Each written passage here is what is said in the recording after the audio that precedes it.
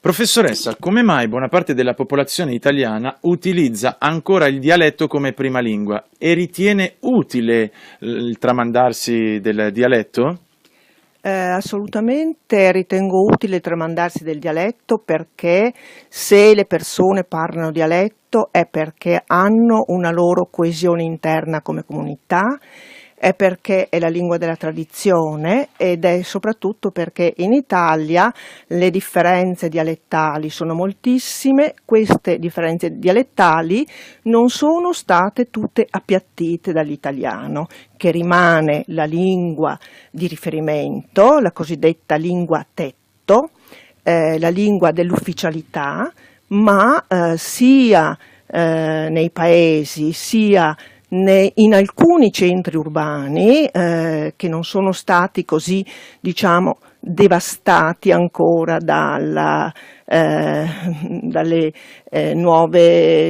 nuovi arrivi, nel senso di arrivi dentro i palazzoni, in quelle costruzioni terribili che si trovano, eccetera, eccetera. Ecco, lì ancora sopravvivono i dialetti inaspettatamente, perché effettivamente dopo tanta scuola di italiano, dopo tante operazioni che sono state fatte dopo l'unità d'Italia per unificare anche la lingua, come diceva Manzoni, no? Che bisognava unificare anche la lingua.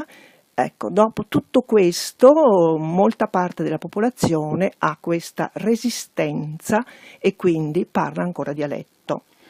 La mia domanda non vuole essere offensiva per chi ancora oggi utilizza il dialetto. Non le dà la parvenza di ignoranza l'utilizzo del dialetto? Oggigiorno potrebbe essere ghettizzato così, sbaglio? Oggigiorno credo che non possiamo considerare ignorante chi parla dialetto perché nessuna lingua di tradizione può esprime ignoranza.